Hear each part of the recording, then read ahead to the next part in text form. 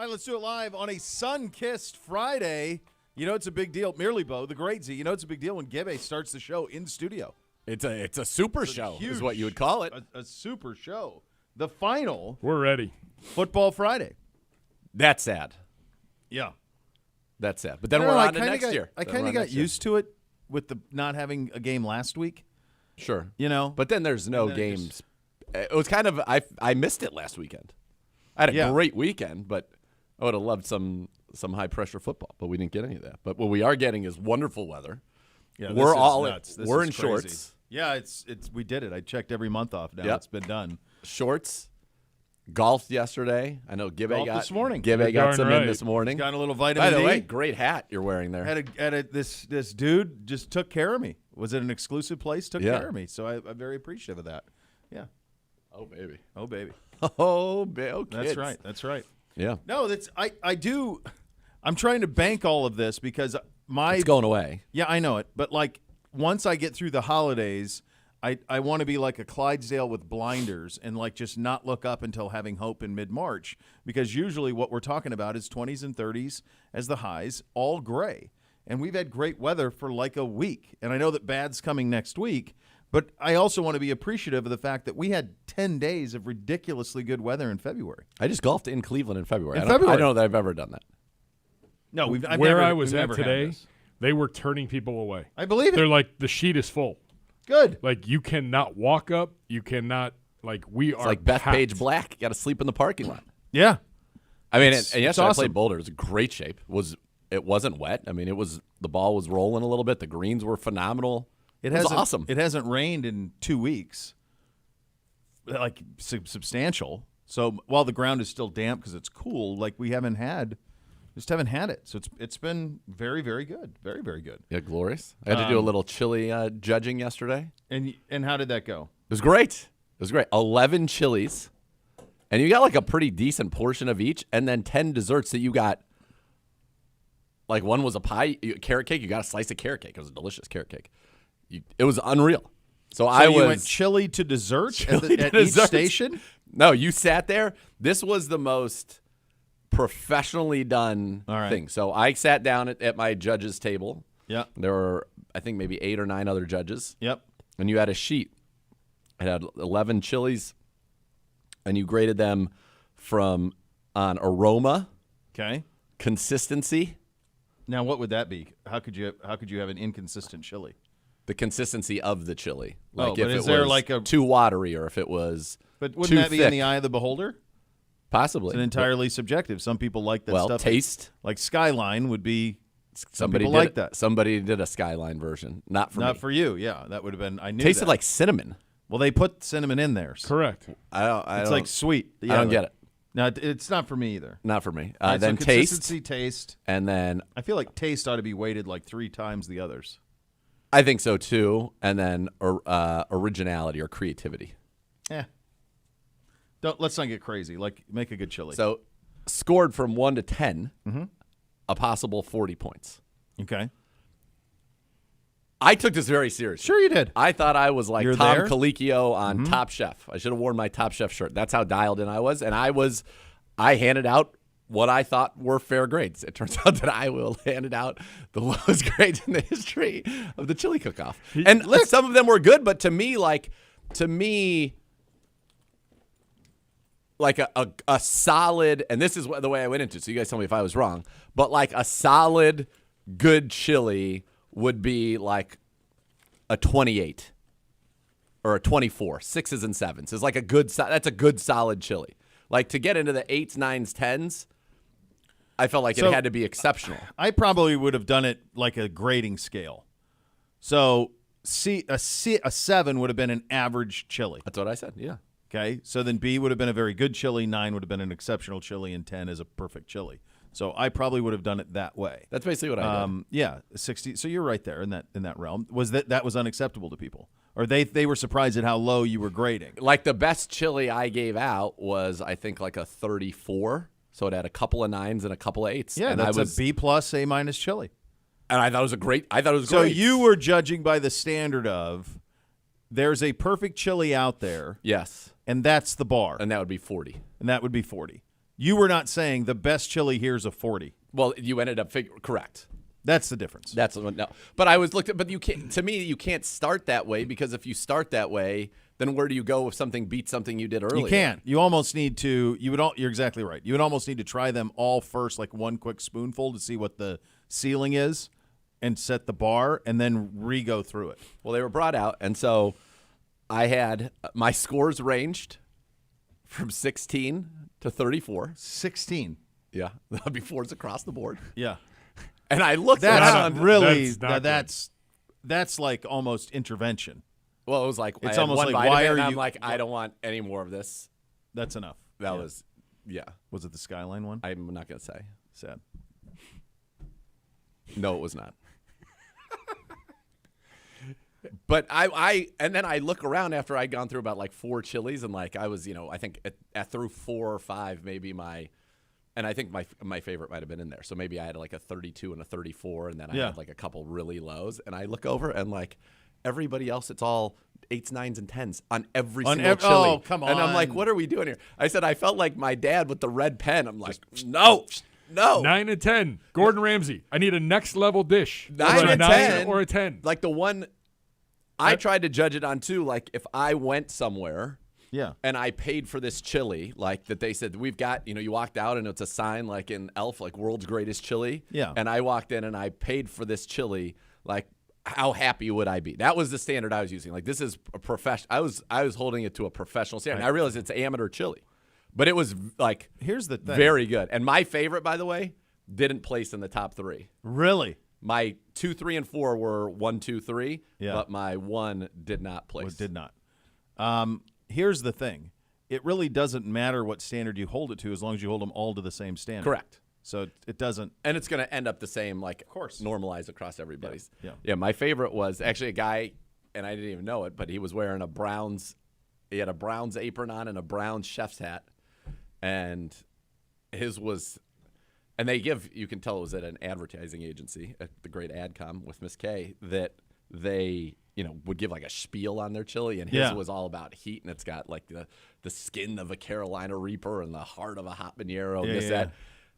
And it was so good. Yeah. But I think its heat was heat too can much be. for others to appreciate. Like when it didn't come in for a second, my brain fell out. It was by far the best chili. And what I thought was so good about it was the flavor. You got all the flavor, and then the heat like crept on you, but didn't impact the flavor. Like you didn't take it and you're just like, ugh. Yeah. You got the great flavor, and then you got the joy of the great heat, kind of. So it was almost like 2 experiences in one.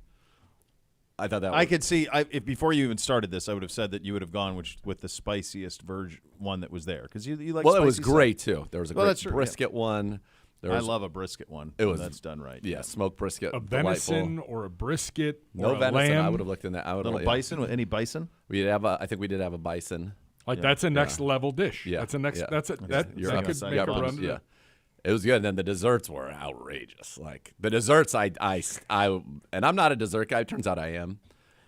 You just know better. For a long time, I said I'm not a dessert guy. Yeah. But I am a dessert.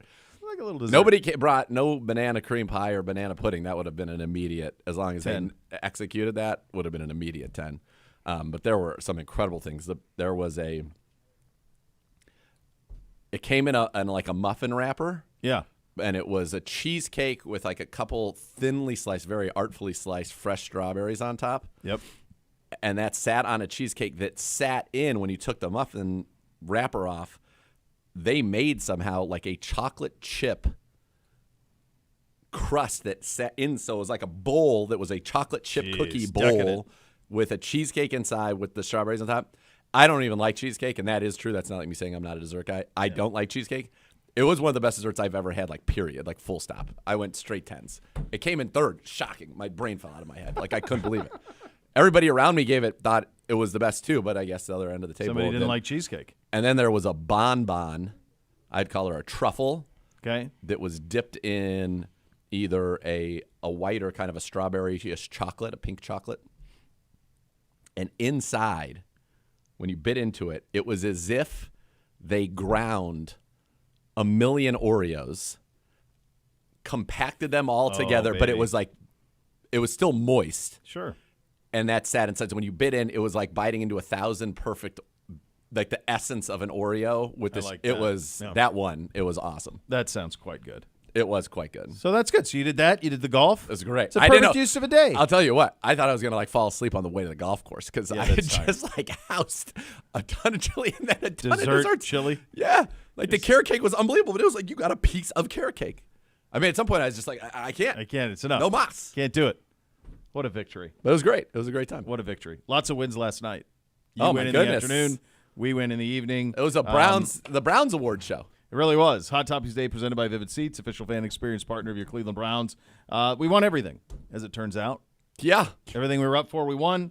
We did did guess not feel like yesterday. that, but- No, I thought they'd spread it around a little Yeah. bit. We thought Miles and Kevin would obviously be winners. That seemed like no-brainers to us that's how that would go. I thought that perhaps Monken would win Assistant Coach of the Year or Ben Johnson, either one, just for the standpoint of not that Jim wasn't very worthy. We knew that he was very, Sure. but like, are we really going to win everything? And then the other one was Joe, and it was one of those things like, how do you define what a comeback is? Like, he was pretty good last year for the Jets. It's just he wasn't on a team. So, like, I didn't understand. How are you going to define what a comeback is? Meantime, you have a guy who literally died, heart stopped, on the field, and he played. How do you define what a comeback is? And it seems like they struggled with that as well, some of the voters. Because Hamlin had 8 more votes for Comeback Player of the Year, first place, than Flacco, but didn't win it. And again, like you could make the case, it just depends. Comeback is just, it's kind of nebulous in definition. It's very nebulous. Yeah. I think it speaks to the magic of Flacco fever. Like That's no that was question. a phenomenon off the couch. The fact that he had been a Raven, his career was over. He came back from his career being over off the couch to lead the Browns to the playoffs. It's unbelievable. I mean, DeMar Hamlin, yes, I think if DeMar Hamlin came back this year and was a starter.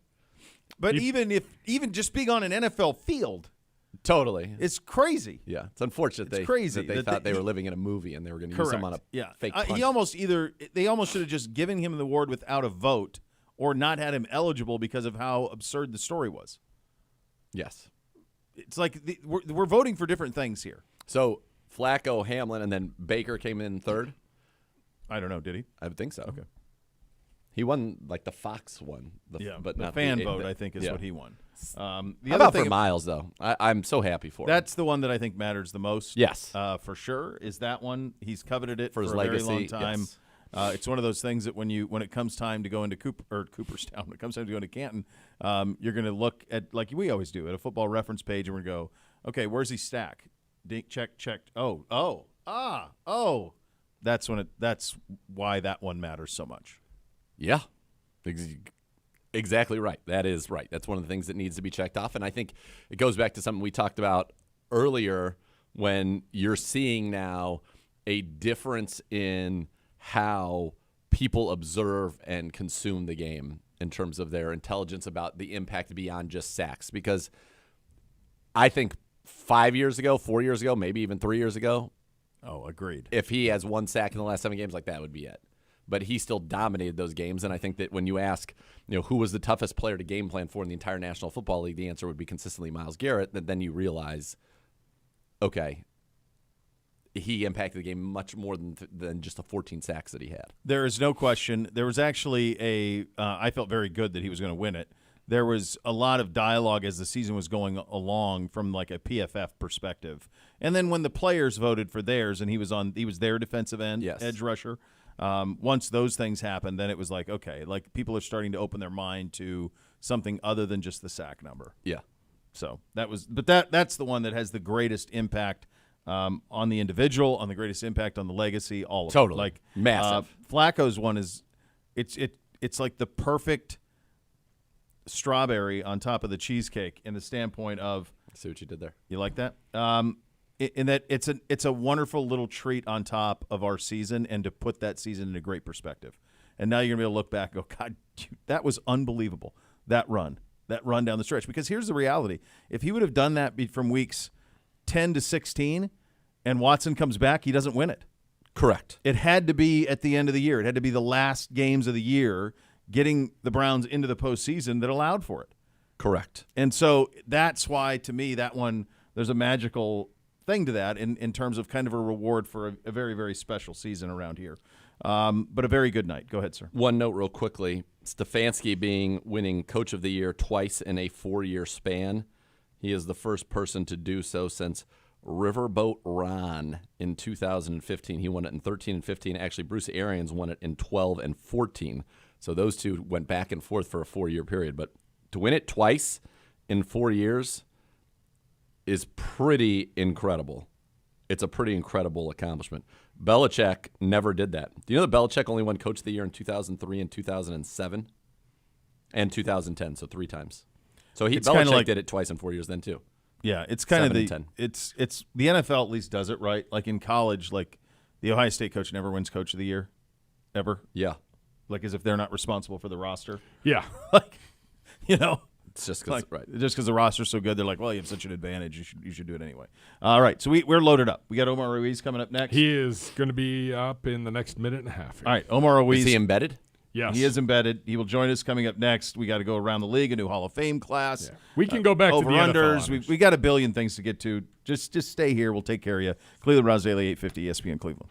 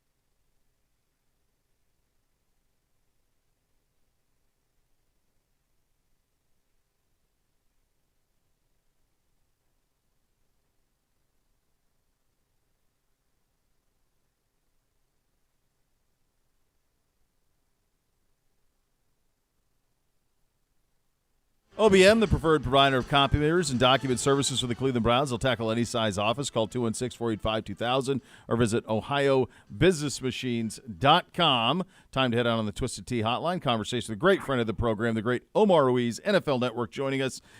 When did you get to Vegas, buddy? Oh, man. I've lost track at this point, but I think technically it was Sunday afternoon. Oh, my God. That's a long stretch I think in I've Vegas. talked to you about this before. I have a very strict 2 nights and out rule in Las Yes. Vegas. I can't go longer than that. It all goes sideways. The NFL has avoided Vegas for the longest time of its existence, and now the biggest event the NFL puts on, one of the biggest events of the world, is being held there. How's it going? It's fun. I mean, we're staying right there in the middle of the Strip. They have the Radio Row right there at Mandalay Bay, and the teams are out where I'm at right now over in Lake Las Vegas, which is an oasis about a half an hour away from the city, away from the Strip. And, all things considered, you guys know how much of a good time Vegas can be when you put that together with the vibe and the atmosphere that Super Bowl week typically provides. It's been a lot of fun. It's been tiring. Obviously these weeks are a lot of work, but still having everything in close proximity that the Strip can provide has been a good time. And the crazy traffic and I think all the negative aspects that you might associate with the Strip on a big fight weekend or, one of those type of things hasn't shown itself yet. Logistically, it's been laid out pretty well, but obviously today's barely Friday, and the crush of the weekend has yet to begin. What's the vibe with the Niners? How are they feeling? This is obviously, Kyle, you want to get, that Super Bowl win. You're facing the team that beat you in this game a few years ago. What's the vibe around that team right now? Yeah, I would say that they're confident. I think, they're not intimidated by Mahomes, Travis Kelce, the mythical, greatest quarterback of all time that a lot of people are beginning the discussion with Patrick Mahomes. I don't think they have that sense. They appreciate how good he is. They've gone against him as recently as last year. Obviously, several of the key players went against him in the Super Bowl, and they have that recent knowledge. But, there's a healthy respect there. And I would say about Kyle Shanahan, he's always wound up. He's always tight. You guys remember when he was there, as an offensive coordinator. He's just kind of high-strung guy. I don't get any sense that he's any different this week or, any sense of pressure in that way. So, I would say they're probably as dialed in as you would want them to be. And I think they know that how important it is to play a full 60 minutes. I think, Yep. They kind of mess around the way they did against the Packers and against the Lions. They'll get blown out by this Chiefs team. So, having that full attention from the get-go, I think is critically important for this 49er team. Were you in there with Kyle during his media availability? Because I thought he put on a show. It looked like he had, I don't know, perhaps enjoyed himself a little bit prior to, and I thought he was unbelievable. Yeah, that was, you mean on Monday at the opening night? Yes. When when the internet rumors started. Yeah, I was there. He seemed fine. The one thing I will say is a question I asked him, and it was later in the session. He was probably on his podium for about an hour, and I got him close to the end of that. And I asked him, what it would mean to him to join his father as the only father-son head coach winning duos in NFL history. And, he said, he gave the typical response at first. I'm not thinking about that. I'm not, evaluating any legacy or, good or bad in that regard. But once he started talking about his dad, about, it's his hero, and he just looked up to him and his work ethic, and he got a little emotional. And that was, he's just usually, like I said, just so focused and so dialed in, almost robotic-like with, kind of the way he goes about things and the precision and the accuracy that his offense needs, kind of reflective of that. But he kind of, almost, showed a little bit of emotion. I wouldn't want to say tears. He didn't get that emotional, but, it was a break from what we normally see from him. And I think we will see a lot of emotion should the 49ers win on Sunday and we get to embrace his dad there on the field. That'd be quite something.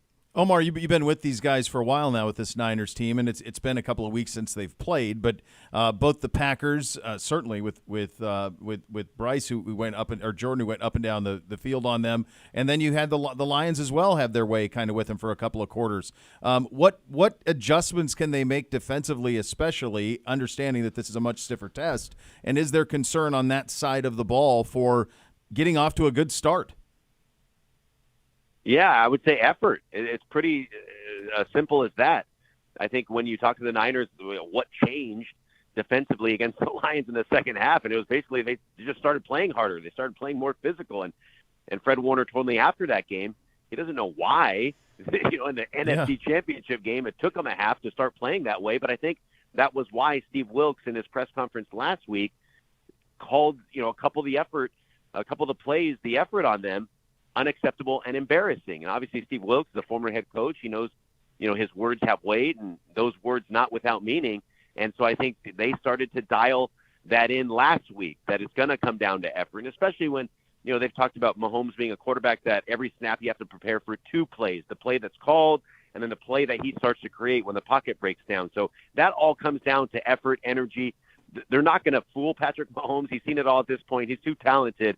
But they're going to have to be physical. They're going to have to play with that effort, as simple as that sounds, to do so from the get-go. Because, like we talked about, they can't afford to get behind this Chiefs team.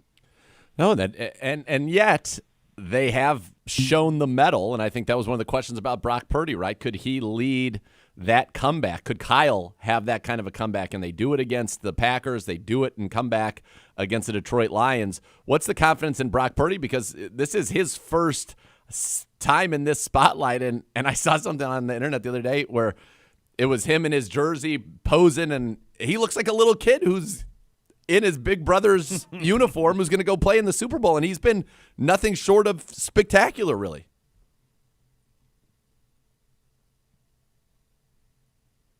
I think we lost him. Did I hear that right? It sounded like there was a disconnect that happened on his Sad. phone. Yeah. I'll get him back. All right. Yeah. Brock Purdy, I think that's the incredible thing about this. I think the Niners are a better team, and we went through Prisco's rankings. Niners have the better skill talent. The Niners are the better team, but it's just going to come down to, can Brock Purdy handle this moment? And I thought one of the cool things was that Kyle was talking about in his hour there. Omar, we got you back with Omar Ruiz here. I was just asking about Brock Purdy and just kind of the belief in him since he's led these comebacks, and just what this moment is for him as a guy who, he doesn't look like your typical starting quarterback in the NFL, and yet he's gone out there and played phenomenally well, especially when they needed in this championship run. Yeah, it's been interesting following his path the past 14 months. I was there against the Dolphins when Jimmy Garoppolo got hurt, and Purdy comes in and plays sensationally and, beat a very good Dolphins team at the time. And obviously his career has taken off since. And his teammates since then have expressed belief and confidence in everything that he could do. And a lot of it, I think, last year was psychological, trying to will confidence in him. Not that he doesn't have natural confidence in his ability, but I asked him the other day, when did you get a sense that this team truly believes in you by what you've done on the field? Because all that expressed confidence early in his career was based off what he did in the practice field. But I said, when did you truly know that they believed in you? And he said earlier this season when they had that 3-game losing streak, and all the questions started about Brock Purdy, can he actually carry the team? Is he the game manager? And all this discussion, but all the players came up to him. They said that we got your back. And he said at that point, he knew that they truly believed. So, he's such a rare guy in that, he openly, talks about not, doing this for fame or fortune. He wants to win this for his teammates and the organization, and kind of puts his self-interest aside. And I think, that's led to a lot of his success. And I think I truly believe he doesn't care whether people call him a game manager or whatever. I think he wants to be called a Super Bowl champion after Sunday, and that'll be the biggest feather in his cap. Well, Omar, I can chat here on this one, my good friend. How do you see this one going on Sunday? Man, I think it's going to be close. I think it'll be the best version of the Niners that we've seen in this postseason yet. I don't think they'll play inconsistently 3 games in a row, as good as they've been all year long. But you can never count out Patrick Mahomes. I don't ever pick against Patrick Mahomes, and he's the ultimate difference maker. So, I would expect to see both teams at their best. The question is, the 49ers, we've seen them at their best a few times this season. They blew out the Cowboys. They blew out the Eagles, other big-time wins. But Mahomes at his best, kind of is transcendent. And so it is the 49ers version. That's their best, better than when Mahomes is at his A game. I guess we'll find out on Sunday. But I would expect it to be close and tight, and a great game for Super Bowl 58. Feels like that's a lock, my friend. Always great talking to you, buddy. Survive the next 48 hours or so, and enjoy yourself as best you can. Survive in advance. That's what we say in Vegas. Let's it's go. flying for 9 days this trip. Have you ever done that? No, no one's it's ever absurd. does 9 days in Vegas and lives. No, but we're setting records this trip, man. I think everybody is. This is wild stuff, It's a real man. feat of human endurance. It really is. The great Omar Ruiz, NFL Network, joining us on the Twisted Tea Hotline. What's the longest you've ever spent there?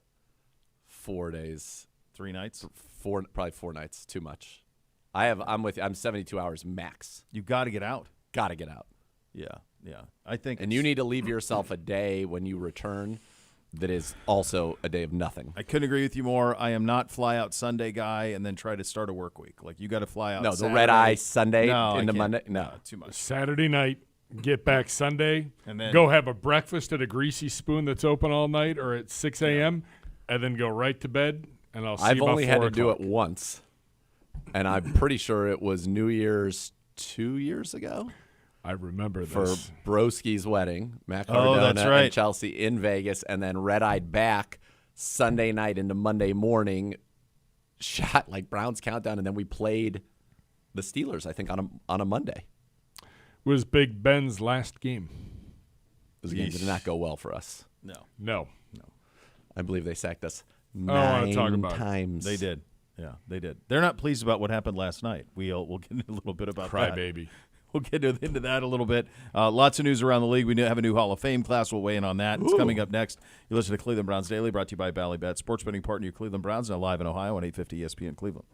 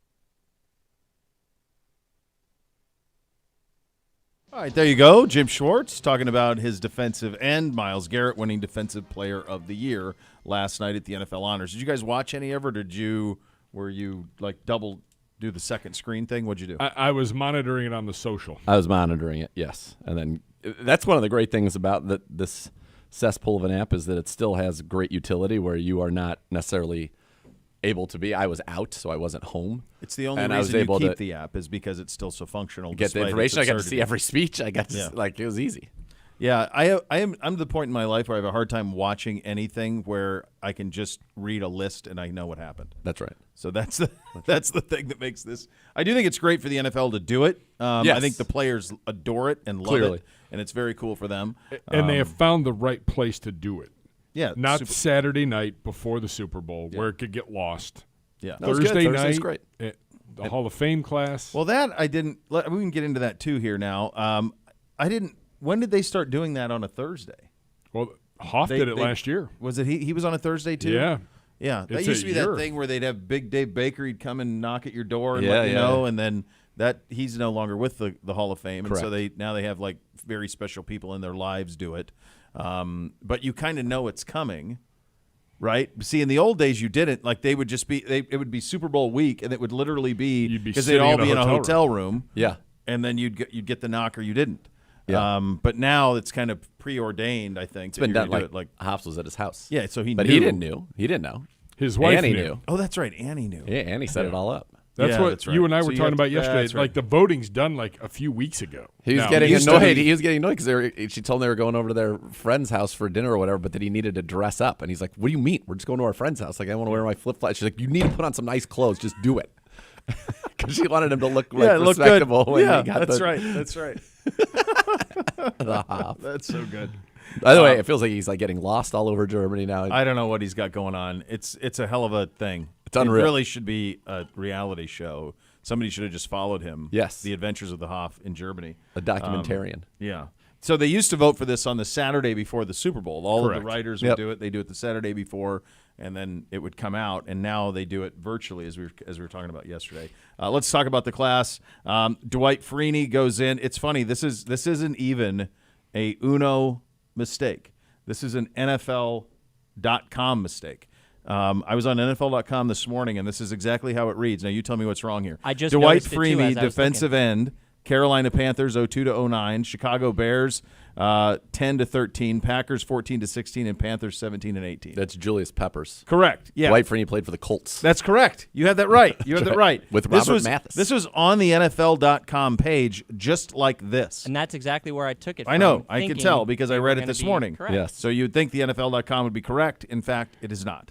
So I noticed that Multiple this hours morning's- after you did it, it Oh, yeah. still hasn't been It corrected. still hasn't been corrected. Vegas is treating everybody real well there. Yeah. I mean, that's nuts. Like to not have his correct teams. But Freeney in, modern era guys. So Freeney's in, Andre Johnson's in, It's a good Julius class. Peppers in, Patrick Willis Yes. in, all of those. And then- Hester. And Hester. That's yep. huge. Yep. The two veterans are Gradisher and McMichael. Let's do the guys who got in the more traditional way, and then we'll get to the veterans thing because I have some issues with something there. But in terms of these guys that got in, surprises, I think a lot of things. The two things to me that made me the most happy were Hester and Willis. Yes. Because Willis should have gone in on a first Yes. ballot. To me, he's the linebacker equivalent of Terrell Davis. Yep. And then I think Hester, your line's the best one. If you're putting together the best team to go play it in the Space Jam of football, he's the return guy. Yes. Period. Like full stop. So he needs to be in the Hall of Fame. He should have been a first ballot Hall of Famer. Correct. I am a little surprised no Antonio Gates. Andre Johnson, I think, certainly deserves to be in the Hall of Fame. He was the most dominant receiver for a while, or certainly in the discussion. He was the guy that I think is worth a conversation. Yes, he feels like a Hall of Famer. I think it's a couple of times he was an All-Pro. I think maybe twice. Okay. He led the NFL in receiving maybe once or twice. It's only a couple of Pro Bowls. I want to say less than 4 on the Pro Bowls. But it's hard because the receiver position is so difficult. We have a bunch of guys who have just crushed statistically in the last 25 years. The receiver position has never been more important.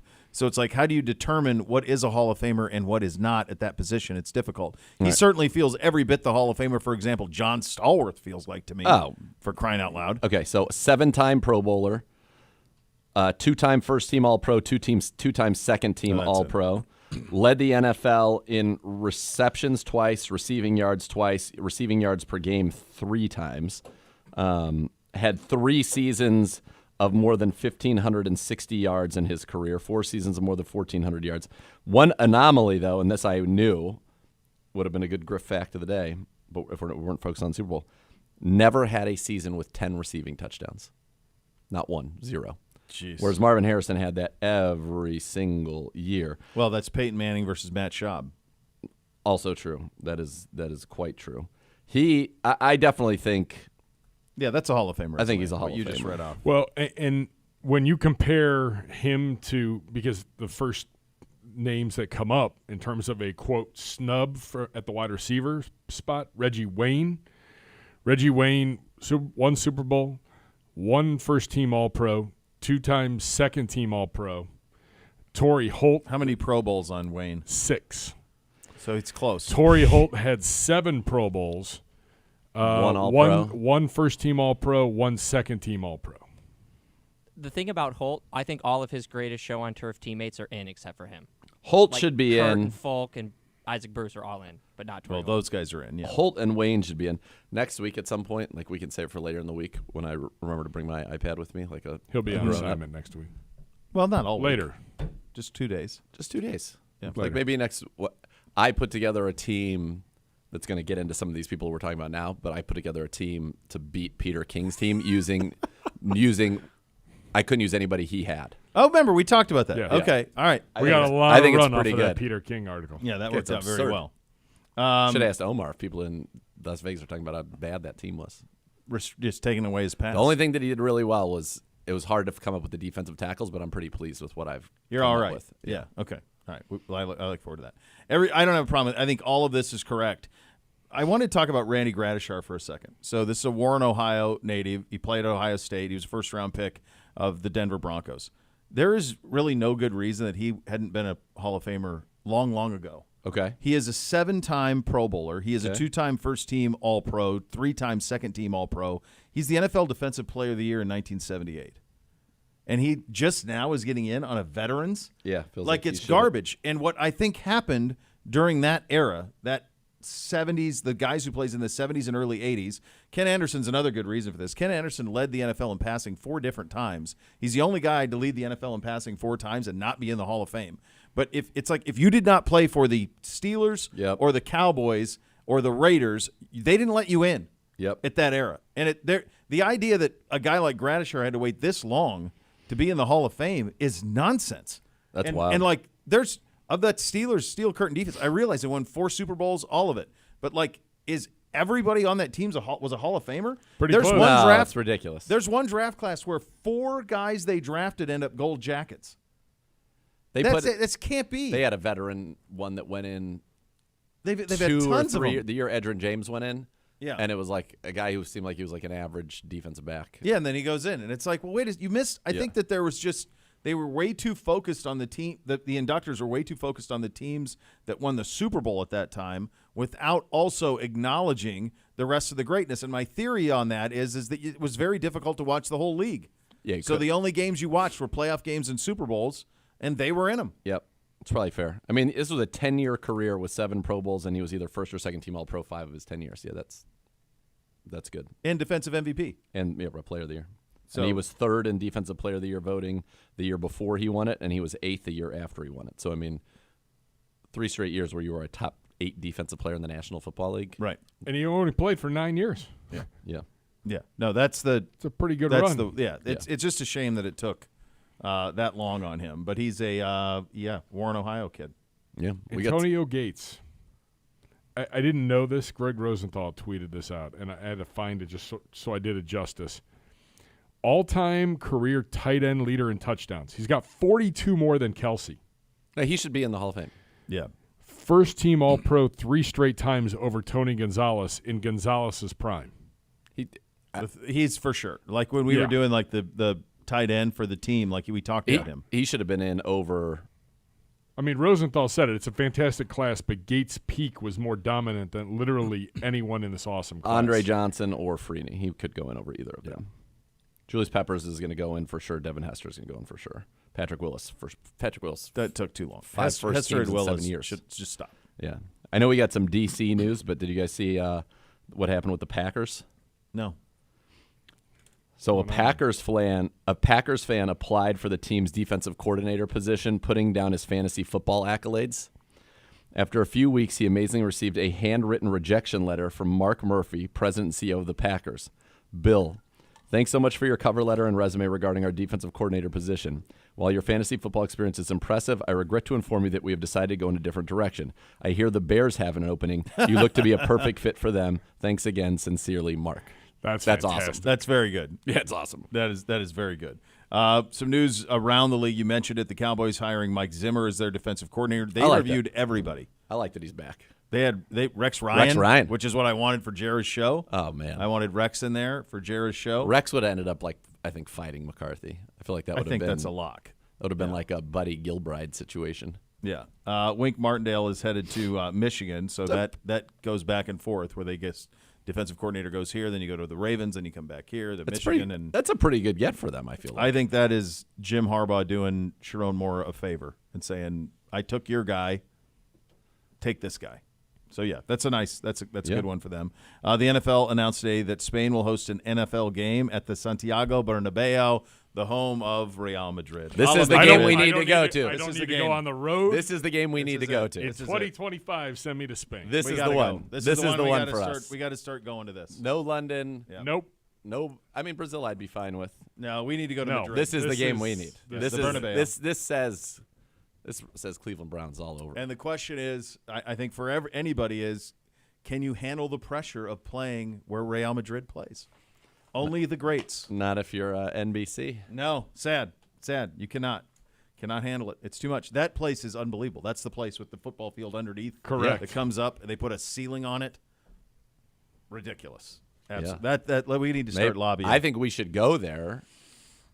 I think we should be sent there by the league for dual purposes. Maybe a little scouting. Or I like that. Like next summer, like a league ambassador program where we're kind of building up, getting everybody fired up. We got to go late. We got to go late spring so that we can go to a Real Madrid game. So we can go to that. Okay. We'll bring the Hops with us so he can.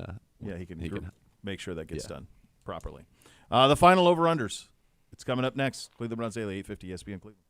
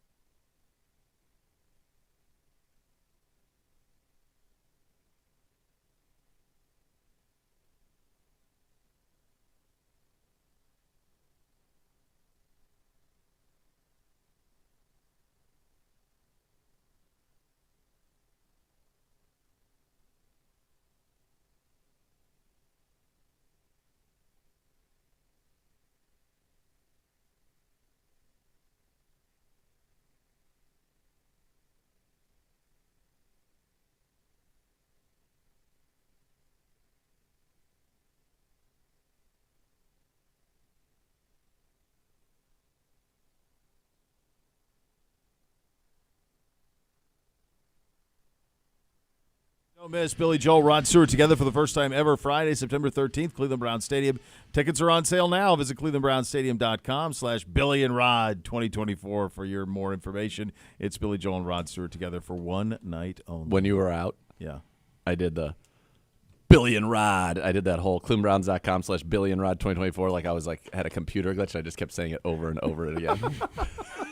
I think I did it three or four times. Wednesday we went off the rails by about 107.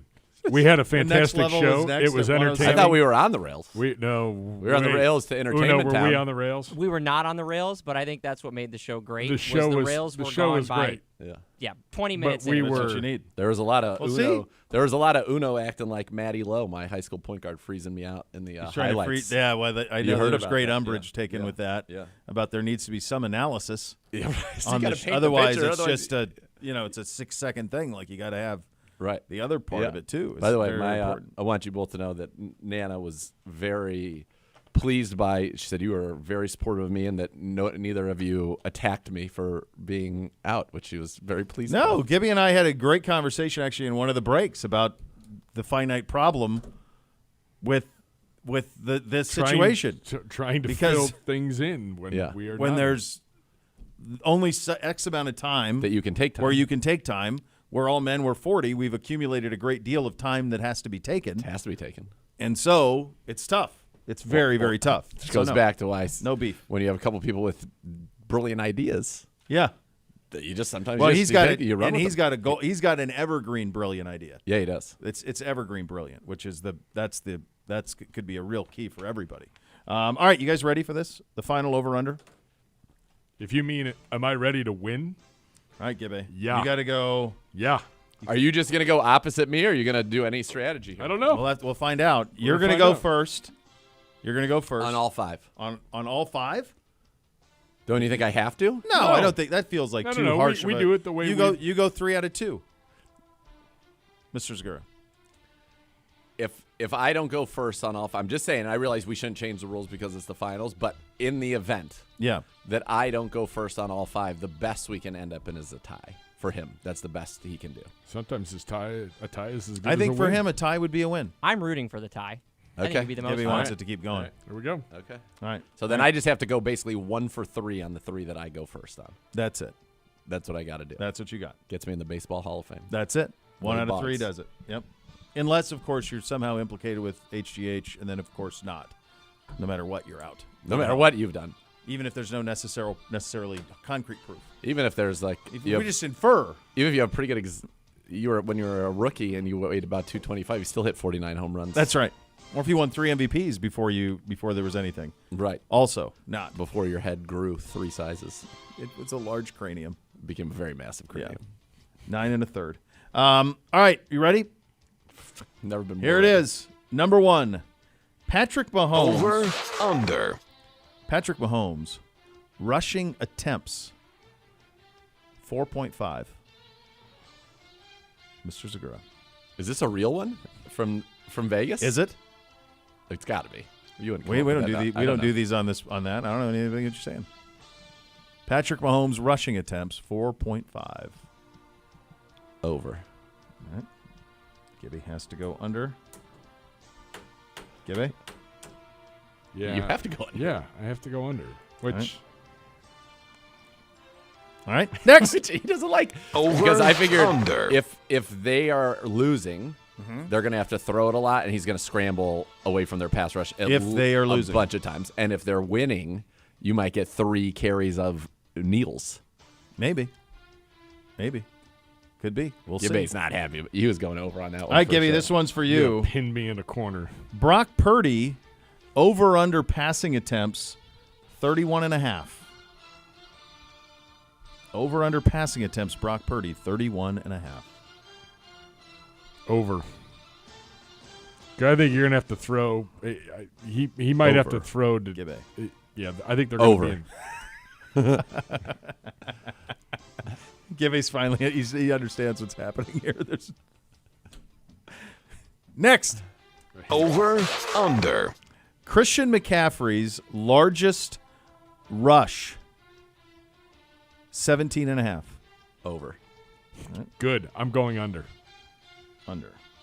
All right. Of course you're going under, Gibbe. there's I no said choice. over. There's You no I'm choice. debating about throwing this all out the window. No, this is your only chance. It's your only Next. Over. You have to go 2-0, Under. and I have to go 1-3. Or Gibbe. I have to go whatever. The longest pass completed, 37.5 yards. Under. Under. Come on, make it interesting. Under. Come on. You got it. Like, You believe it's over. You don't believe that. You got. I don't need it's to over. believe it. You got to You're believe gonna it's You say don't over. believe it. You got to play. I- You got to play the right way. No. This is no, what- like last this is year. what champions last do. year. Yes, what did I last- do? I went with what I Yes. believed in. But You you have- butchered your strategy. It's a horrible strategy. What do you mean? He's out here to win. He's not worried about anything else. I'm here to win no, championships. no. I'm here to He's trying to hang, hang banners. another banner. I hang a Trying to banner hang every banners. Nah. single year. It is my right. It is my right to hang a banner. It's my right Sissy. to hang a banner. All right, Sissy. so it cut next. That'd be like you agree Over. with me because you think it's the Under. right thing to do, but you're not going to do All that. right, I here would you go. not. I didn't. I would never do that. This one's you. The actual 47.5. It's a weird number. I had just had a conversation with my father-in-law about this. It's a lot. It's high. Mm-hmm.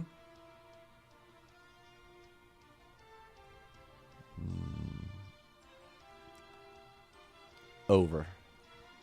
All right. Yes. Gibby will go under. All right. There you go.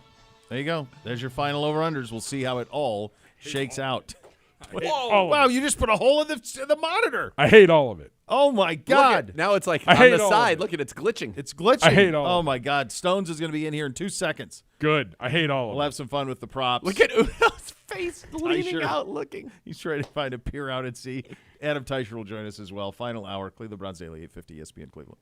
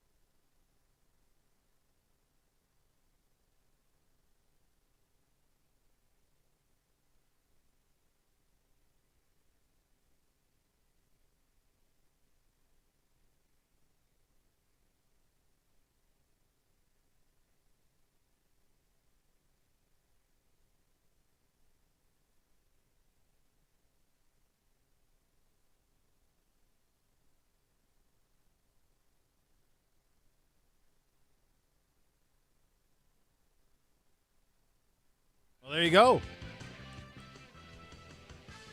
Joe's coming back, baby. Let's go. Yeah. Said it himself. Beautiful. Be part of one of the most passionate fan bases in the NFL. Join Next Gen STM, presented by Ticketmaster. Official waitlist to your Cleveland Browns. Being a Next Gen STM, the best chance to become a season ticket member in future seasons. Visit clevelandbrowns.com/nextgenstm to reserve your spot today. A little bit of breaking news on the college football side of thing. Chip Kelly, former Oregon, Eagles, 49ers, and now UCLA head coach, will be the new offensive coordinator in Columbus with the Buckeyes. Bill O'Brien left this morning officially to be the head coach at Boston College, and so there you go. Pretty good. Pretty good. Yeah, It's been very successful. He's currently a coach in their conference, and he left to be an offensive coordinator wild. in their conference. In the conference. Yeah. All right, we're gonna have some fun with some prop bets. Let's do it. You running this, Gibbe? Your show? No, Uno put this together. Uno's Uno running it? Uno and Ocho put this together. By the way, Justin Lauer, PGA Tour All right. golfer, I guess, from Akron, Ohio. Okay. He is on the 16th at the Waste Management Phoenix Open right now. Yep. What's he wearing? Not a golf polo. Nick Chubb jersey. Oh, that's very good. I love it. That's go. turned into like the coolest. That's like the coolest non-major of the year now. Yes. That one. Oh, my God. It's like by a It's really very cool. Very, very cool. All right. Go ahead, Uno. All right, so we put together 20 of our favorites, 10 that are kind of based more on the actual game, and then 10 that were more kind of fun stuff that could happen after the game, during halftime, etc. We start with the Super Bowl MVP. And the options that were given on the site were Patrick Mahomes, Brock Purdy, Christian McCaffrey, Travis Kelce, and then the next best was the field, so anybody that's not those four. Well, the one that if I were to do it would be the field, because that's probably the most fun in terms that you could have with getting a little bit of juice. But yeah, I think Mahomes going to the MVP. I'm going to take Purdy. The Niners are winning it. Yeah, I'm going Mahomes. Again, why do I want to bet against? I'm not. Yeah. Next. The first team to reach 10 points in this game, will it be the Kansas City Chiefs or the San Francisco 49ers? Niners, I'm guessing. I took the Chiefs here. I think the Chiefs are going to get a field goal. Niners are going to score. Chiefs are going to score. It's going to be 10-7, and then the Niners are going to take over. Chiefs. I'm going to go Niners early. I like it, Gibbe. Yeah, you're not going to like the end. Next. But The result of the first possession of the game, will it be a punt, a field goal, an offensive touchdown, or anything else? Which is probably the best money. Yeah, for sure. I mean, the anything else would be the one that would be the most advantageous. I'm surprised actually punt is the favorite. To me, it feels like a touchdown or field goal will happen on the first drive. I think field goal feels logical. What you laid out seems very plausible. I like it. Either way, it could go. The Niners get a field goal. Could Chiefs be. score. Either way. Yeah. going punt. Field goal. Punt's not a fun one, but it's probably a good one. Next. First touchdown scorer is next. McCaffrey, Pacheco, Kelce, Kittle, Rice, and then Samuel and Ayuk had the same. That's the order it was in.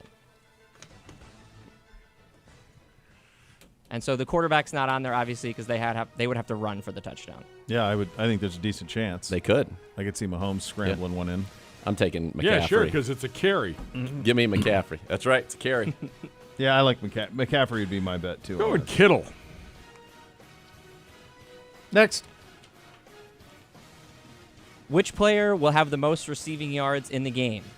Travis Kelce, Rashee Rice, Brandon Ayuk, Deebo Samuel, or George Kittle?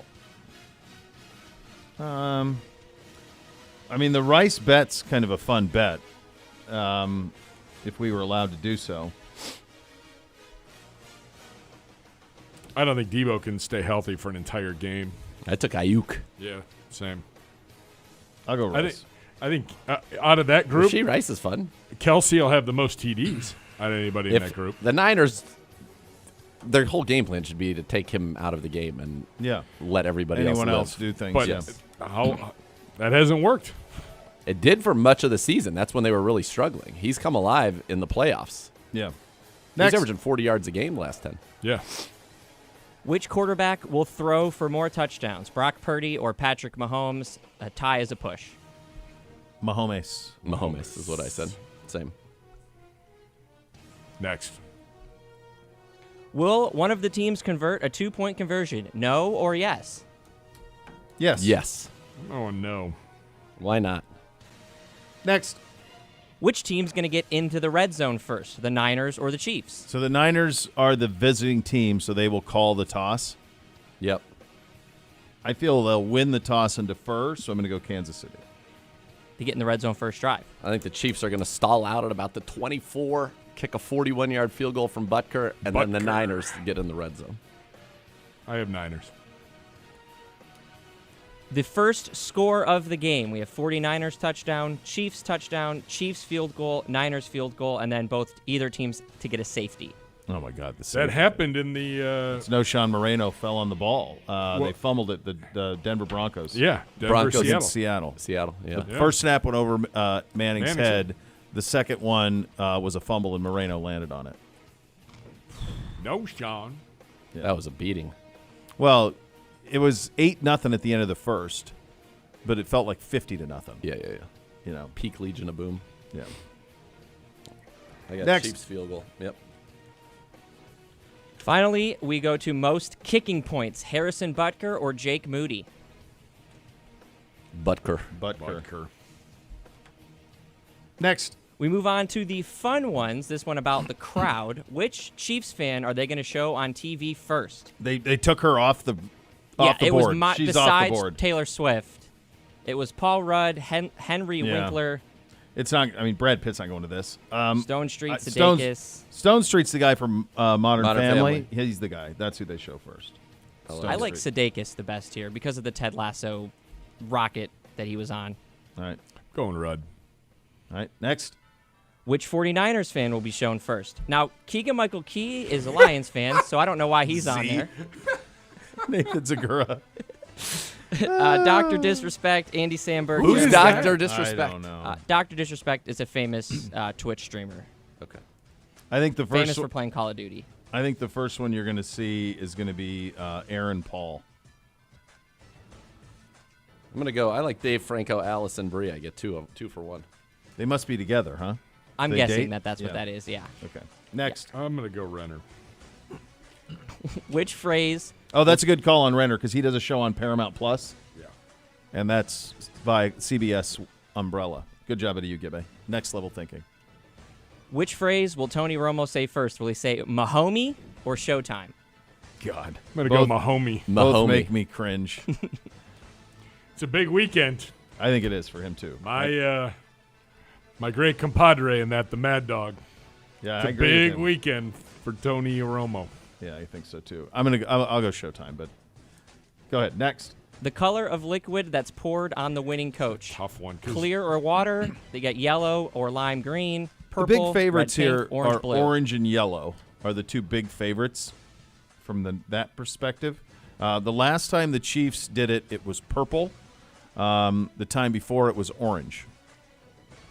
So they are color Gatorade humans. I was going to go clear. This website Yeah. actually I was has going to clear as go. the favorite. I was going to go orange. I just feel like orange. Going clear water. Why wouldn't you want orange Gatorade? What's your favorite Gatorade flavor? Purple. I love Grape. purple. I like the grape. You know, I haven't had one. I haven't. are you had it guys in a aware long that time. grape has been ruined for children because they put it in medicine?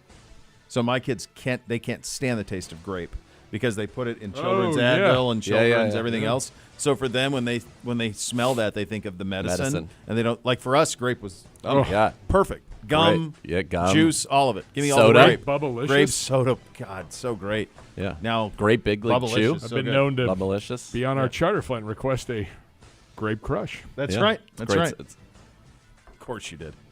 You're darn right. it's the best. I'm going purple for fun too. All right, next.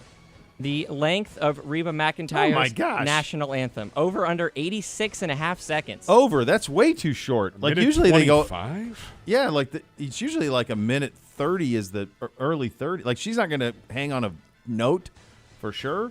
But I saw it earlier in the week at 90 and a half. I'm in. Over. So that seems very brisk pace. Next. How many times will they show Taylor Swift live on TV? Over, under 5. Over. Over. It's the Super Bowl. Like, this is not even it's 60% of the audience isn't football fans. So, of course, they'll max her out. Yes. The Here's only way thing. it would be under is if she wasn't there. They could show her 15 times, and it will be a total of 2 minutes, Oh, yeah. and everybody will be like, she was all over the thing. Like, it was. Way over. Yeah. Way over. Especially if Kelsey does anything. They're going to show her every time he does something. Yeah. Get ready. Going to be a busy night for that camera. I don't like how chesty you are about the Chiefs right now, Gibbe. It's making me question everything. Just trying to Go get ahead. The outcome of the coin toss. You get heads or tails? Tails. Heads. Tails never fails. Tails. Except in the Super Bowl. Next. Which Las Vegas landmark will they show first? The Sphere is the favorite. Welcome to Fabulous Las Vegas sign, Bellagio fountains, Eiffel Tower, the Sphinx included, as well as a couple other ones. When does this clock start? When does this count? Yeah, this has got to start like once the game. It's got to start like I'm In the assuming game? this means kickoff. Like, what are they going to show after the game starts? Because I There's no believe the opening explanation thing they for would it. show like in a pregame is going to be Welcome to Fabulous Las Vegas. agreed. That's the one I did too. But I think if it's At the other, game, then I say the Sphere. I'm going to go Bellagio fountains. I as was thinking the as fountains. as the game. Sphere's pretty. They're going to have something on the Sphere. They might have Mahomes, he's got an ad where he's throwing passes. Like, they might have like a thing where they Yeah. throw it around the Sphere and it like you follow it and it comes into their studio or something. That's true. I'm going fountains. Next. We've got 3 lovely beverage brands. Which of them will be the first one to show an ad during the Super Bowl? It's going to be Budweiser. It'll be Budweiser. I'm guessing that company will lean back to Clydesdales, and they'll lean heavy that way. I'm going to go Budweiser. Go Mick Ultra. I went Bud Light. I think they're looking for Well, they had a good week this week on that front. yeah. Next. The final one goes to the halftime show. Which song will halftime performer Usher sing first? OMG, The Best Odds, then My Way, then Caught Up, then Yeah. Yeah. He's singing yeah first. He's going to lead with the big hit. Yeah, you have to. Have to. That's how exactly what you just did is how it starts. It's got to start. That's Exactly. how the Super Bowl halftime show starts. I didn't realize. I think I'm going to know more of these than I realize. I don't think I You would Got know It Bad titles, is like but I'll know the words. more of a ballad, isn't it? You got it bad. Yeah, I think it's going to. Yeah, it definitely starts. Yeah. All right, there we go. Someone else has to come in and almost add to that. It can't just be him. I Well, don't he's know. got 2 features in that song. I believe it's Little John and Little Ludacris. John's in there. Yeah, that'd be Yeah. the first. Yeah. Both of them have good odds to join Usher on stage. So, All right. Good job out of you. Brownie Awards continue coming up next. You'll listen to Cleveland Brown Saley on 850 ESPN Cleveland.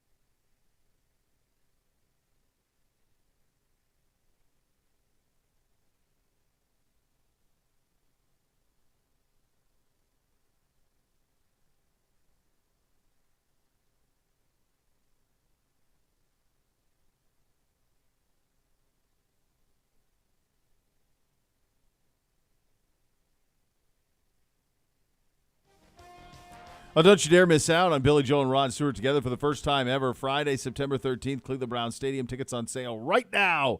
Visit clevelandbrownsstadium.com/Billy and Rod. Billy and Rod. Information. It's Billy Joel and Rod Stewart together for one night only. One night only. There you go. That's it. Tickets are on sale. Live your best. Brownies Awards. Best play. So you went through these on Wednesday, then Yeah. we went through some of them yesterday. We have results. This is the quarterfinals. And these are your So your two Those are of the them are results from of it. yesterday. So we're not going to hear any from the king. We're not going to hear. nothing from the king. Nothing. King. I don't know who you think you are. Walk around here on your high horse and your throne with your crowns. All right, so yesterday, Throne of lies. Thought we communicated it well. Miles Garrett's sack versus the Bengals beat Ronnie Hickman's pick 57% to 43%. So it advances. Greg Newsom's pick 6 beats Deshaun Watson's dime to Amari Cooper 88-12. Man. On that one. Hopkins' game-winning field goal against Pittsburgh beat Amari's touchdown against the Texans 53-47. Rough for Amari out here in the streets. That was very tight. He takes another L in this one. Miles strip sacks touchdowns, beats Amari's TD against the Titans 83% to 17%. All right, here we go. So that's where we stand on that. So we will have these plays to coincide. Is that correct? Oh, so we will hear. You will. You will. Well, depending on which incarnation we got. Because if this is the stuff from earlier in the week, then we won't. But I know. Did we update those, Uno? Did we update the We're about tush to push? find out. So here you go. This is the Browns' tush push against the Ravens. 3 receivers bunched to the line of scrimmage to the right. Amari Cooper by himself to the left. Ford in the backfield. Watson taps his foot. Pressure's coming from both edges. They hand the ball off to Ford. Ford over the block of his right guard. Spins inside the 35-yard line. And along the hash mark moves the pile to the 30. The pile keeps on moving to the 25-yard line. And finally they blow the play dead. But it's a first down for the Browns, who are playing with energy. It's a gain of 13. You talk about saying we are the more dominant team. We are the more physical team. Baltimore. James Hudson leading that push. Leading that push down the field and then yelling at the crowd, you are in field goal range now. There you go. Very good. The next one, so that this will go up against the signature play for me at least, which is the Miles field goal block against Indy. Sanchez kneels at midfield for this. Gay's going to try it from 60. It's blocked. Ball loose. Fight for it. Denzel Ward picks it up. Ward running across the Indianapolis 30. That was Miles Garrett that blocked that field goal. And earlier this week, Bubba Ventrone, after he had his presser, was in our booth, and I said, man, Miles Garrett, how about that? He said, we're going to block a kick this week. He called it. Miles goes in, blocks it. Denzel scoops it, and the Browns in business. That's absolutely incredible. When he was in high school, I think one year he blocked 9 kicks and set a record in Texas.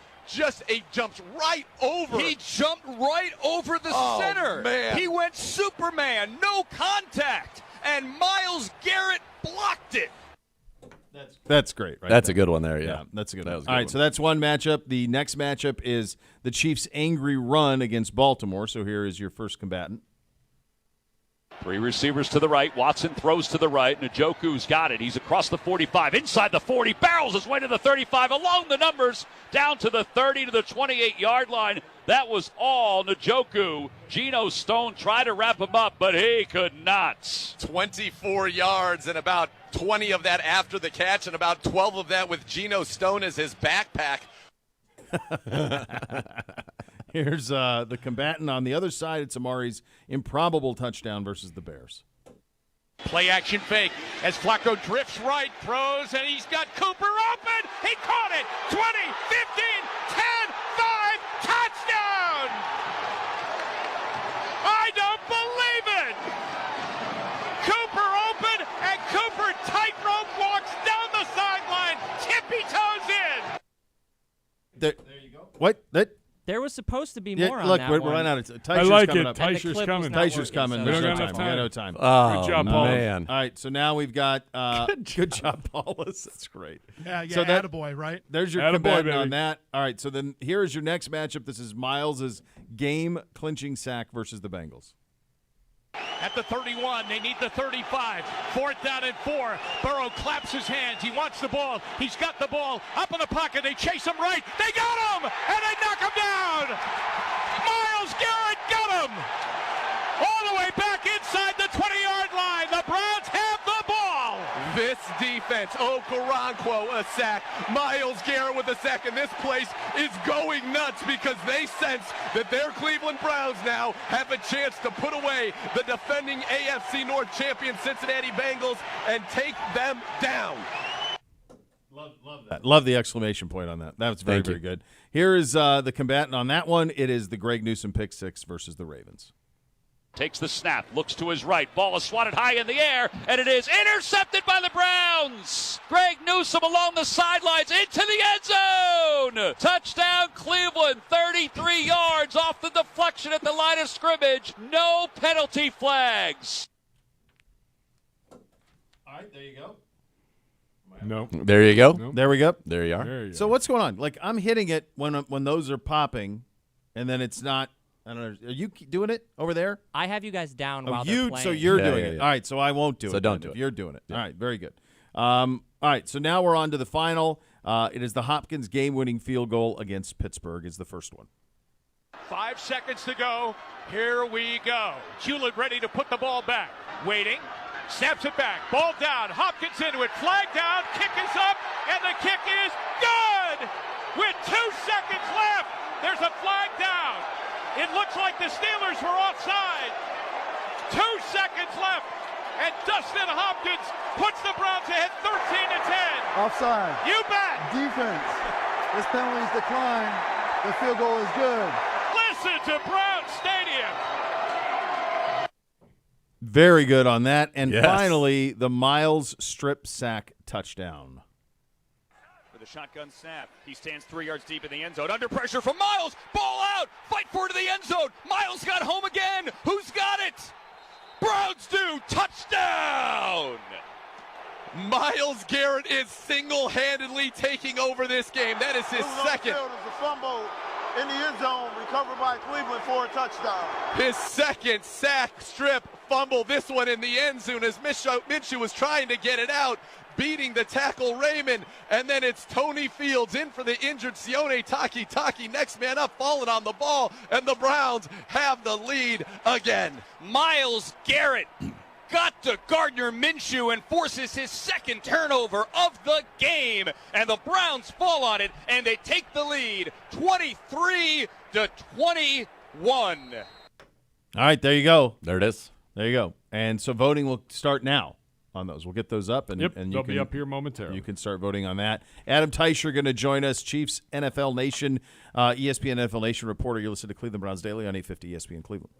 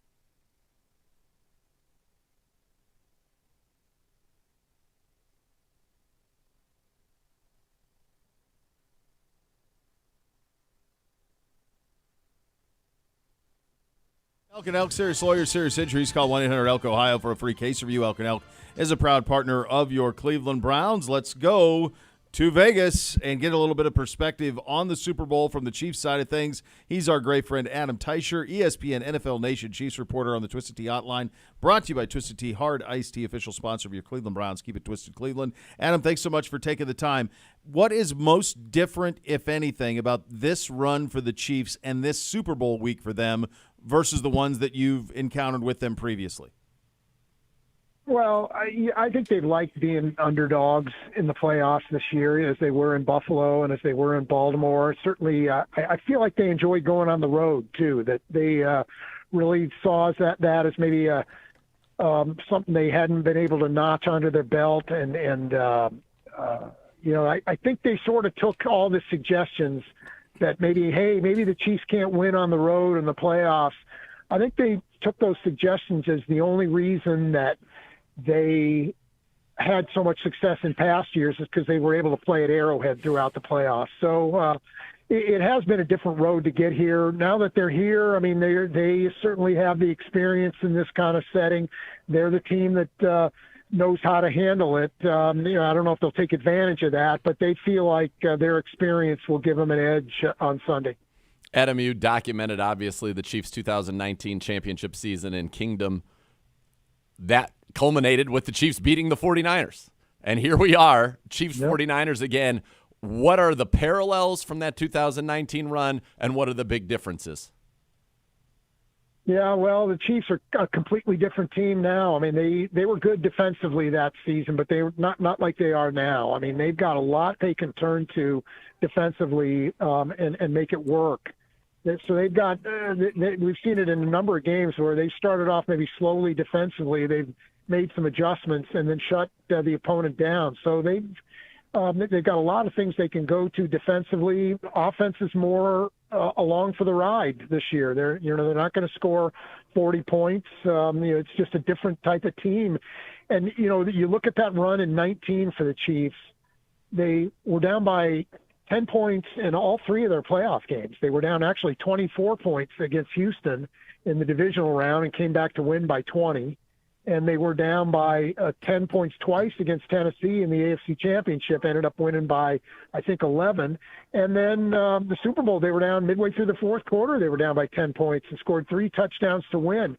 That this year's team is not like that. They don't have that kind of capability usually to rally from deficits. So, they need to keep this game close. They don't need to be falling behind the 49ers. They need to be playing this game on their terms. Yeah, I mean, we even saw that in the Baltimore game where they were very comfortable just getting ahead and salting it away. Yeah. Burning clock and keeping the ball. Very different from what they were. And the other thing that's very different, and I saw an interview, I mean, there was been a bunch with Patrick this week, but one of the things that struck me was this week, one of the reporters asked him something to the point of, like, what's it like to be a villain? And it was almost like it took him off guard. Like, I'm a villain? Like, I'm Patrick Mahomes. And like Steph Curry went through that a little bit, where he was just pure joy and everybody liked him, and then you just kind of get sick of it. Because you just keep winning. And you just keep winning. How are they handling that? And have you noticed that with this run? I think they have noticed, no doubt. Chris Jones was making a big deal out of that as well, that nobody, according to him, nobody wants to see the Chiefs win anymore, that they were the fun, fresh team a few years ago, but they're not now. So maybe there is some Chiefs fatigue out there. But they sort of, particularly the guys who've been around for this whole thing, meaning Mahomes, Chris Jones, and Kelsey in particular, those guys are sort of enjoying this kind of new role. Again, going back to, playing on the road and being the underdogs and even being the villains now. That's all kind of new to them. If this is going to go well for the Chiefs, what has to happen? And conversely, what would the 49ers do, or what do they do well that makes you a little bit nervous about this game? Yeah, well, I think the Chiefs just need to play their game. They've got to stay away from the stuff that got them into trouble for much of the regular season. That's the drop passes. That's the turnovers. That's the offensive penalties. I mean, they've really cut down on the numbers of those things in the playoffs. That's why they're here. I mean, I don't think they would be here if they were still dropping passes and turning it over and committing offensive penalties. So they just got to play their game. If they can play a clean game, I really like their chances to win. In terms of the 49ers, you always worry about Christian McCaffrey. I mean, he can go off on you. There's a lot of a lot of weapons besides him with guys like Kittle and Deebo Samuel and Ayuk. I mean, there's a lot for the Chiefs to manage there, but they've done such a good job defensively this year that you feel pretty good about their chances to hold the 49ers down.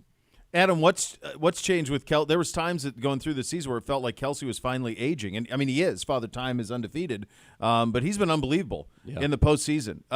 What has been? Does he just feel better? Is that it, or what clicked?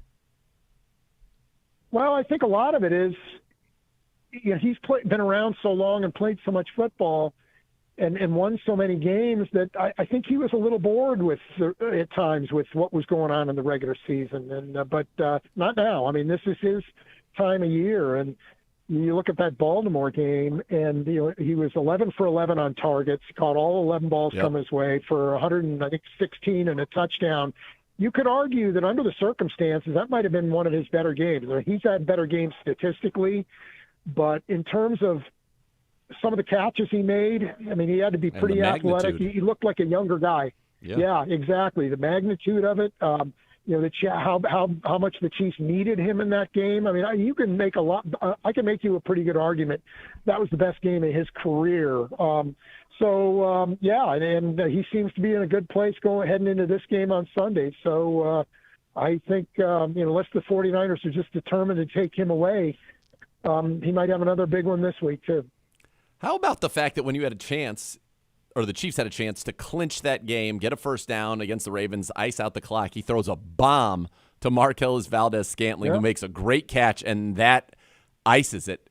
To me, that just said what we already knew. No fear from Mahomes. He's going to do what he maybe singularly can do in the National Football League right now, but that it's a team that when you see guys like MVS, who's had kind of an up-and-down season, come through in those moments, that's what championship teams do. The role players play their roles in the moments that they're needed to. And I thought that was kind of very much a microcosm, the way that play went, of what this Chiefs team has done, being able to overcome what was maybe perceived weakness for a team that we talked about it last time we talked to you, that got embarrassed on Christmas against the Raiders.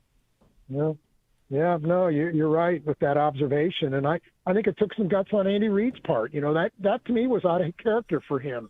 He's more of a by-the-book guy. Hey, let's run the clock and we'll have to give them the ball back probably, but we got a good defense and we're up by 7 and time's running out.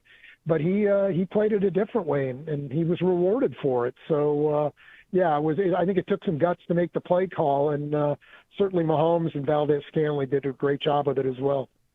So, Adam, from the Chiefs' perspective, what's the script Sunday? How do they want this thing to go? Play with the lead. Play the game on their terms. I think the matchups are a lot in their favor on both sides of the ball, and certainly in the kicking game as well. So just don't fall behind. Don't go back to the way things were in the regular season when they spent a lot of time trying to play catch up. That's not what this team is built for anymore. It was successful that way a couple times this year, but not as often as they used to be. So I feel like they're going to be the team that can make the plays in a close game with the guys they've got. But they got to be close. They can't be chasing the 49ers all day long. How do you see it going Sunday, bud? I've got the Chiefs winning this. I do like the matchups, a lot of them on offense when they got the ball, on defense certainly, and in the kicking game as well. So I've got the Chiefs 27-21, but I've been wrong about these things before. I thought they were going to lose in Baltimore a couple weeks ago. Adam, you've survived Vegas? You've got to be at like the maximum amount of time to be there. Yeah, but it's not over yet. So don't count me as home free yet. We've still got a few days here yet. So I couldn't get home till Tuesday. So this might be the end of this yet. Oh my gosh! Yeah, Stay hydrated. All right, buddy. Thanks for your time. Right, appreciate you always. Good stuff, guys. Good stuff. That's Adam Teicher, ESPN NFL Nation Chiefs reporter. That's a long time. That's like probably a Monday to Tuesday. I'd probably go out to that lake, Las Vegas, honestly. Yeah. Yeah. It's very pretty. It looks pretty. It's out there. gorgeous. It looks Yeah, it's gorgeous. awesome. Yeah, it looks might be a great place for OF. Honestly, Somewhere. feel like we could Anywhere. Thrive there. Really thrive Golf, there. Great resorts. Yeah, everything that you need. You ready with the Griff stat of the day? Do you have it at the ready?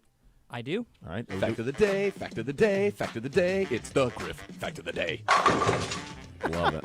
Yeah, I love it so It's much. So good. It's so good. All right, go ahead. During the 1997-98 seasons, head coach Mike Shanahan and wide receiver Ed McCaffrey won back-to-back Super Bowls with the Denver Broncos. 25 years later, their sons Kyle and Christian have a chance of winning the Super Bowl 58 with each other. They would become the 8th father-son duo in NFL history to hoist the Lombardi Trophy as players. That's Ed and Christian. And they'd be the second ones to do that for the same franchise. So they could both win as San Francisco 49ers as father and son. No, that's not right. That's No. not right. He won in San Francisco. His Ed? first Super Bowl. Yeah, I looked it up. He was on the 94 Niners? He was? You might have been, yeah. Yeah, Makes I made sense. sure because I Oh, yeah, remembered I him guess as a so. Bronco, but He's he's like a a role three-time player. Well, I thought it's the champion. Griff fact of the day. Now it's turning into the Uno fact of the day. Are you his research assistant? I double check it just to Oh, make you sure. double check his. Yeah, I don't want It was to. a vetting. The last thing I want for Griff is for one of these to be wrong. He Okay. played It with looks the bad on 49ers both in of us. 94. 94. He was on that team. Niners. Maybe What the were greatest his team stats ever. that Maybe year? the greatest team ever assembled, the 94 No. 49ers. Dion? 1 year there. It was 94, unbelievable. 16 games, 11 receptions, he was 131 not- yards, and 2 touchdowns. Okay, He so he was a guy. He was, Guy on the sidelines. yeah, he did walking not, around. He didn't really play in that Yeah. game. Which is, They would have to be. That has to he be was the. at the Giants first and showed some promise, and then had a bad final year with the Giants, nothing with the 49ers, and then went to Denver, and was his good. career took off. Yeah, he was pretty good. And Omar said earlier that if Kyle wins, Yeah. first father-son Super Bowl champion winning head coaches ever. Omar said that. Well, he would. Yeah. I feel like that he's. Yeah, I mean, I'm that's just doing at it the in ready. my head. Like there hasn't. Who else has like Shula's kids? One of them tried with the Bengals, but never got anywhere. No. Is that Dave? David. Yeah. Yeah. Yep. And then Mike was a head coach at Alabama. Mora's. No, Jim Jr. never got close, did he? No. I don't know. Did Jim Mora get close? Probably closer, Closer, yeah. but not much. Yeah. Would he have gotten closer with those Saints teams or the? No, probably. By with the way, Colts. did you see these family the family duos, or what is this? This is all father sons here.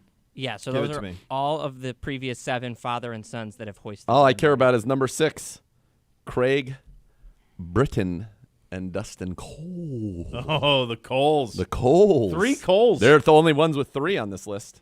Give me all of them. Bob and Brian Greasy, Ronnie Lott and Ryan Neese, I did not. Know I didn't that know. that was the, Me that neither. There was a child. Emery and Aaron Moorhead, Steve and Zach Diassi. Steve was might be the long snapper on our team. Rick Goslin, who's the guy for the Dallas He Morning knows News, it. He does He it. says he's the best. Bruce Davis and Bruce Davis II, Craig Britton and Dustin Cole, the Coles, and Howie and Chris Long. Oh, sure, yeah. And Mark Ingram never won one. No, because Dad won with the Giants. Dad won with the Giants. Yeah. Mark Ingram's never With scored a Bavaro. touchdown in a Super Bowl because he went to Alabama. That's And true. if we know from If we knew previous that. Grick fact of the day that That would not have been the case. Can't do it. All right, we'll get you our prediction for the Super Bowl, and of course, so much more to come. You're listening to Cleveland Browns Daily on 850 ESPN Cleveland.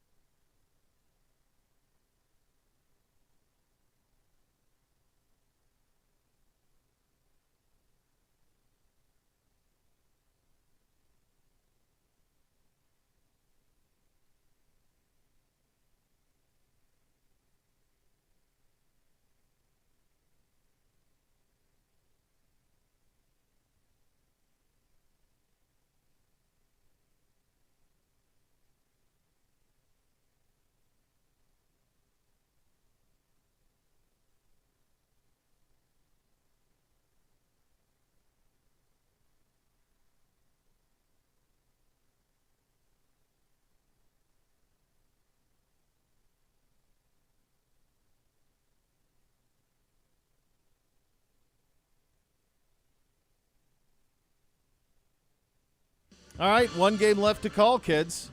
Sad. So I went 2-0 last week. Yeah. And you went. I don't remember. Either 1-1 at best or 0-2. So I think we're like. Am I up a game? You're up. You're up now. Yeah, for sure. So or bet. So this, I think we're going to go opposite here. Probably. I'm going to go Chiefs. And I was going to go Niners. Yeah. Nerd. Nerd. We got to do it, nerd. I mean, my dad's like texting me about Kaminga on the Warriors. I'm like, lock in. It's the Super Bowl week. On the Warriors. Yeah, you're texting me about Kaminga. What are you doing, And he's man? like dogging Klay Thompson. I was like, focus on this game. Don't dog Klay Thompson. He's all worried about the Warriors? Yeah. He's not happy with how they're It's performing. February. They do stink really bad. It's right February. Yeah. They're And playing their run. They've had meaningless their run. basketball. Their run that's over. But I think the Niners are going to be able to run the ball, and I want it for Kyle. I really, really like Kyle. I really want him to get that Super Bowl. But if he does get it, he just has to promise me, Kyle, don't do what that bozo did. None of that. You're better than that. Yeah, we don't need it. If that happens, will you be out on him? No longer gangster? That would not be a gangster move, no. No. I would have to tell him, like, it would be a temporary get bent. 1 minute. Temporary get bent. Temporary, a TGB. In the moment, it's a get bent for sure. Full get bent in the moment. Full in but the it won't moment. last. Who do you like, Gibby? Chiefs. Yeah. I like him too. I don't know if the Niners D.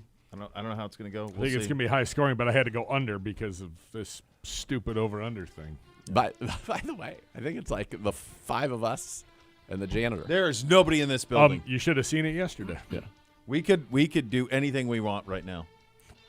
There's nobody here. Pull a Federico. We absolutely could do We that. could. We could. Nobody. Who gets hurt? Nobody.